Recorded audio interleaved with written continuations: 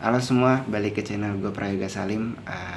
Ini adalah video yang pertama-tama gue ingin mengucapkan terima kasih ya. Terima kasih karena kalian sudah mensupport dengan cara mensubscribe. Gue nggak nyangka dalam waktu sehari atau dalam waktu satu video gitu, itu ada 100 lebih subscriber. Tepuk tangan untuk kalian semua. Oke, di sini gue nggak mau bikin video berat, jadi risetnya juga tidak dalam. Dan memang dari awal gue bilang kalau kalian mau pintar itu kuliah, belajar, bukan nonton video YouTube. Jadi di sini gue cuma mau berbagi kepada kawan-kawan semuanya. Kalaupun itu salah, mohon dibenarkan di kolom komentar. Tapi sebelumnya intro dulu.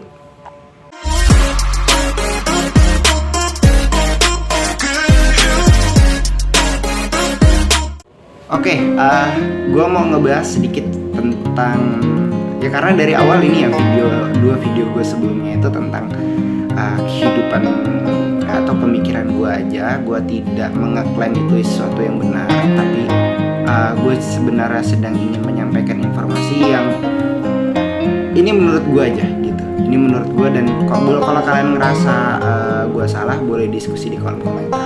Oke, gue mau ngebahas soal polarisasi pemikiran timur dan barat ya. Jadi kalau lo gabung di salah satu organisasi konservatif, kalau gue bisa bilangnya konservatif, maksudnya di sini dia organisasi keagamaan gitu. Gue menyebutnya konservatif untuk mensimplifikasi dan tidak memfokuskan ke dalam satu organisasi tertentu. Tapi sebenarnya bakal gue sebut juga kok organisasinya itu alirannya apa gitu. Jadi dalam organisasi tersebut dibagi atau dipolarisasi pemikiran itu dua gitu, timur dan barat. Nah, organisasi, karena ini organisasi keagamaan, organisasi Islam gitu, dia menganggap ya pemikiran barat itu kayak Yunani, kayak di Italia ataupun kayak di Eropa, itu pemikiran barat gitu. Sedangkan pemikiran Islami gitu sebutnya ya itulah, pemikiran Islami itu sebagai pemikiran timur. Itu nggak salah, tapi menurut gue itu nggak bener gitu, nggak 100% benar. Karena ketika kita itu menyatakan bahwa kita pemikiran timur, sebenarnya pemikiran Islam dengan pemikiran timur itu juga bisa dibilang beda juga gitu. Sekalipun ada kesamaan ya, bahkan ya menurut gue di barat juga ada kesamaan dengan pemikiran Islam, tapi nggak laju ya semuanya pemikiran Islam itu sependapat dengan pemikiran timur gitu. Kayak contoh ya, konsep patriarki itu nggak cuma ditemuin di pemikiran timur aja, di pemikiran barat juga ada gitu. Budaya-budaya barat itu juga ada yang patriarki gitu ya. Kisah orang dibakar, di perempuan dituduh penyihir dan bakar, itu kan kisah dari Eropa ya, bukannya di Asia nggak ada, tapi lebih sering terdengarnya dari Eropa. Nah, jadi di segmen dialog apung dialog apung ini dari om gue, nggak tahu kenapa dia menyebutnya dialog apung, tapi udah. Nah, di segmen dialog apung ini gue coba untuk menyampaikan aja, menurut gue ya Islam gitu. Islam itu agama yang menurut gue yaitu Islam adalah agama terbaik ya, karena gue menganut agama ini, dan terserah juga kalau kawan-kawan punya pandangan lain. Tapi di sini kalau misalnya Islam dan Timur itu disamakan, kita sebenarnya sedang ingin membenarkan pemikiran yang semuanya di Timur itu baik gitu. Padahal nggak juga. Islam itu pernah ada di Andalusia, Islam itu pernah ada di dan Islam sampai saat ini masih ada di Eropa, dan mereka pasti kan mengembangkan pemikiran Islam menurut pandangan mereka sendiri gitu. Iya, dan ini tidak berkonotasi negatif ya. Dalam hal ini ya bisa jadi mereka menggabungkan pemikiran-pemikiran barat dengan pemikiran-pemikiran Islam bukan dalam ruang lingkup akidah gitu. Nah, jadi menurut gue itu jadi kayak semacam negatif kalau kita mengatakan kalau pemikiran Islam itu pemikiran timur. Ya menjadikan kayak seolah-olah yang kalau dia berasal dari barat itu jadi negatif gitu. Jadi kayak itu bukan Islam gitu. Sedangkan kita di sini punya premis Islam itu yang paling benar gitu. Kebenaran mutlak itu dari agama Islam. Jadi itu jadi kayak paradoks gitu loh. Kalau misalnya itu berangkat dari ilmuwan-ilmuwan barat, dalam hal ini dia dalam hal ini dia itu orang Islam yang tinggal di barat, contoh di Andalusia aja gitu, apakah itu menjadikan itu menjadi pemikiran barat? Menurut gue enggak.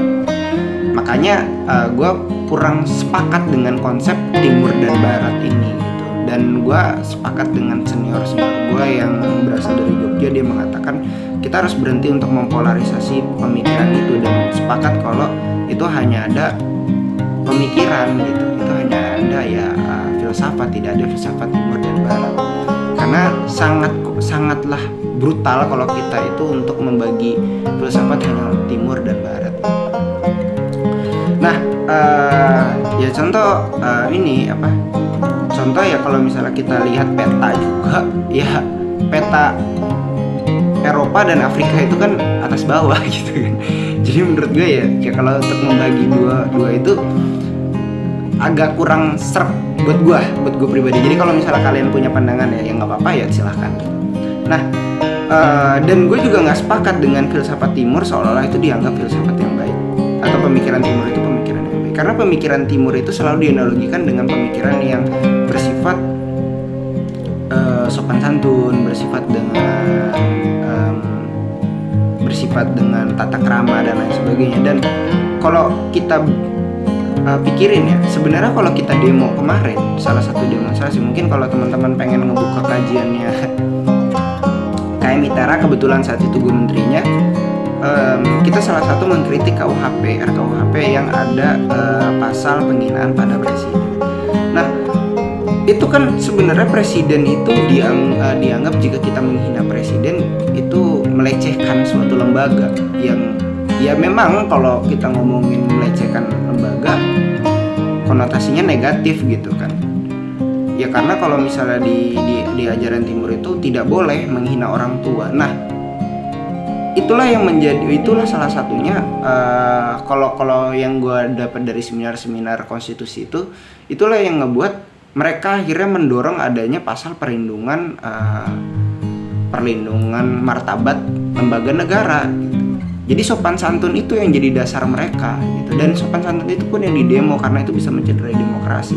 Nah, makanya menurut gua semakin banyak produk hukum sebuah negara, maka semakin jauh dari keadilan itu sendiri gitu. Itu kata-kata dari seorang politikus Romawi namanya Marcus Tullius Cicero gitu, filsufan Romawi, dan gue juga politikus juga. Nah, dari situlah menurut gue itulah keresahan hati gue gitu. Kalau misalnya ya pemikiran timur kalau terlalu diglorifikasi, maka hasilnya akan seperti itu gitu. Banyak orang-orang yang beranggapan kalau menggunakan tata krama, menggunakan sopan santun. Bukankah banyak orang yang mungkin dia dianggap tidak sopan dengan mengkritik dosennya dan lain sebagainya, akhirnya nilainya dikurangin gitu. Makanya tata krama yang bersifat subjektif itu dipupuk terus menerus di pemikiran timur, di pemikiran yang bersifat ketimuran, seolah-olah itu menjadi hal yang baik, padahal kan itu tidak baik, tidak sepenuhnya baik gitu, tidak sepenuhnya baik di dalam hal demokrasi, dalam hal dalam hal bertukar pikiran dan lain sebagainya. Makanya kalau kata gua ya wajar demokrasi Indonesia ini akan terus turun ya kalau kita selalu mengglorifikasi pemikiran-pemikiran timur yang berdasarkan sopan santun, yang berdasarkan tata krama, kita akan terus turun gitu. Dan sialnya ya, semua orang mungkin yang nonton video ini sepakat kalau tata krama di Indonesia ini menurun. Padahal dalam dialektika di kampus doktrin soal tata krama itu surplus. Tapi kenapa sopan santun di masyarakat itu menurun? Menurut gue itu adalah masalah yang besar yang harus dituntaskan gitu. Dan itu akan gue bahas di video selanjutnya. Kan kalau video selanjutnya bakalan lebih gue riset, bakalan lebih ini. Kalau ini kan mungkin teman-teman bakal ngerasa betul kalau apa yang gue ucapin itu berhati-hati, karena memang ini beneran tanpa skrip gitu. Oke, itu aja mungkin video kali ini. Terima kasih yang udah nonton. Kalau ngerasa ini bermanfaat, tolong di subscribe. Kalau tidak ya mohon ditonton sampai habis aja biar ada retention di YouTube. Terima kasih, itu aja dari gua.